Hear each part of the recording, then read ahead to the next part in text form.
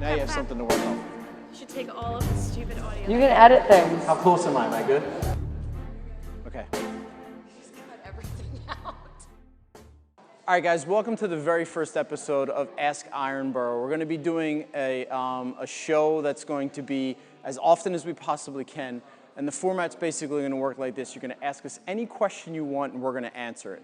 Whether it may be about training, whether it's about nutrition, whether it's about something as simple as like what sneakers we wear while we train. So what we're looking for is just use the hashtag #AskIronborough on Instagram, Twitter, or Facebook, and we'll answer whatever questions you may have from a CrossFit, fitness, wellness, health standpoint.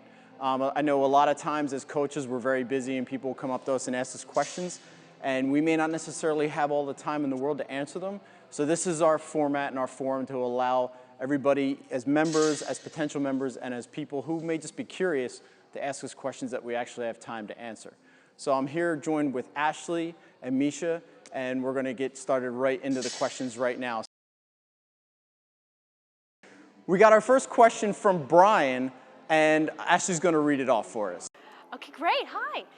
Okay, so the first question comes from Brian. Hi, Brian. So Brian is mobilizing his hips, but he has trouble with his squat. What should he do? The first way I'm going to answer that is that I see a lot of people who are mobilizing their hips, and that is actually not their problem. So I want to separate two problems that we potentially have. You either have a mobility problem or you have a stability problem. So you see all the people before class and they have the bands and they're pulling on their hip flexors and they're pulling on their joint capsules and they're creating all of this range of motion, but they already have it. The reason we picked Brian to demonstrate is he actually has some mobility restrictions that we can show you. Like there's a test that I like to use that you can actually use to show you whether it's a mobility problem or a stability problem. So I'm going to use Ashley as one of my models, and I'm going to use Brian. So all of those hip mobility things that we do before class are great to improve your hip mobility, but do you actually need it? So Ashley, what I'm going to ask you to do is lay on the ground. And I want your entire spine to be flat on the ground. Keep your tailbone flat. Now I want you to pull your knees to your chest as if you were doing a squat. Again, maintaining that nice lumbar spine curve. So get your tailbone flat on the ground. But you notice Ashley's hip mobility, which is the ability to get into a certain position, is fine. She can get into a squat position. So her issue with her squat is probably some sort of stability or movement patterning issue. However, I am ready for Lamaze class. She is ready for Lamaze, but again, her hip mobility inflection is not my concern for her. Thank you, Ashley. You can get out of that position. Then we have Brian, on the other hand, who can benefit from some hip mobility. So if we put his back flat on the ground and get his tailbone to be actually flat on the ground, we notice that this is the base of his squat, which again is still pretty good below parallel, but not ideal for under load. It's going to be a little bit not this pretty with your back nice and flat. So he's someone that I would do a little bit more mobility with, but again, you see everyone yanking on their joint capsules before class, you can get up. And that might not necessarily be your problem, so you have to kind of figure out whether it's a stability issue, whether you're having issues keeping your body stable under load, or if it's an actual mobility issue. So all those hip mobility things that we do before class are great, but if it's not working, you might want to work on creating stability in that position. This is from Katrina.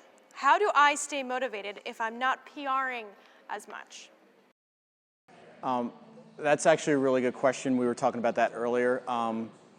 One thing that we like to emphasize with athletes is to set goals rather than worry about PRs. PRs are great. Everybody loves PRs. Everybody celebrates PRs. We celebrate PRs here all the time. But a goal is more of an attainable thing than a PR. If you have set goals, there's an acronym, I don't know if you've ever heard of it, it's SMART, it's SMART for your goals. They should be specific, measurable, achievable, relevant, and time sensitive. So meaning that these are goals that you can measure and that you place a time domain on, so that way you don't have to worry about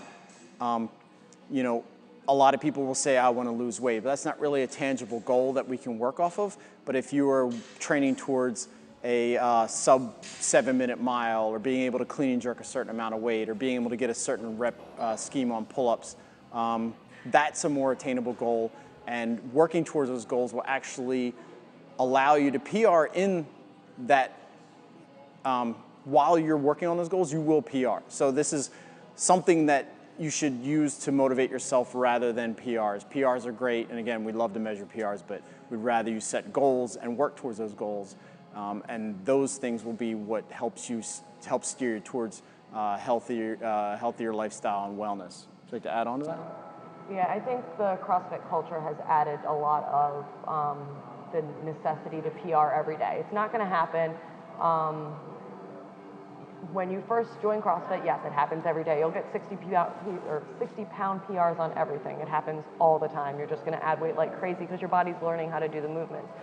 Once you actually learn the movements and you're working on getting stronger, a 5-pound PR is more realistic. But again, the fight to get that PR is going to be a lot more. It's more technique, it's going to be strength, and it's just not going to happen as often. If you watch Olympic lifting training cycles, they're months and months and months of technique work, of strength work to try and get 1 kilo or like 5 pounds more. It's not going to be those 60-pound gains every single time. So setting goals that are not just PR related, whether it's a back squat or a snatch or whatever it is, whether it's, I want to get 50 double unders in a row, or I want to like squat with perfect form or something like that, where it's a little bit more tangible, is more realistic. But I think CrossFit as a whole has put such an emphasis on PRing. Every single time you walk in here, you lose sight of why you're here, as to get healthy and be functional. So don't look at the whiteboard, don't look at the goal board. You're dumb if you think you're going to PR every day.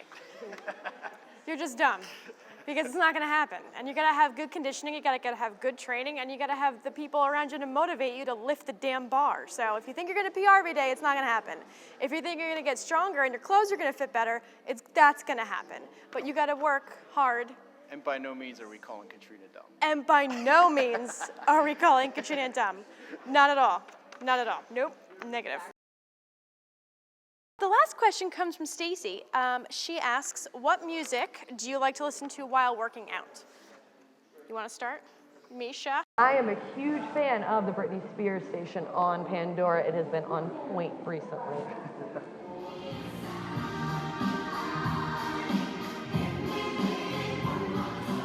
Anytime Journey comes on, I can't help but sing along like you. Stuff with no words. Perfect. Favorite song to work out to right now? Tsunami.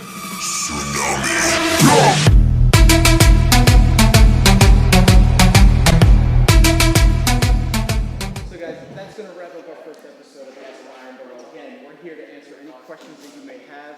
Use the hashtag #AskIronborough, and we'll answer any questions, whatever it may be.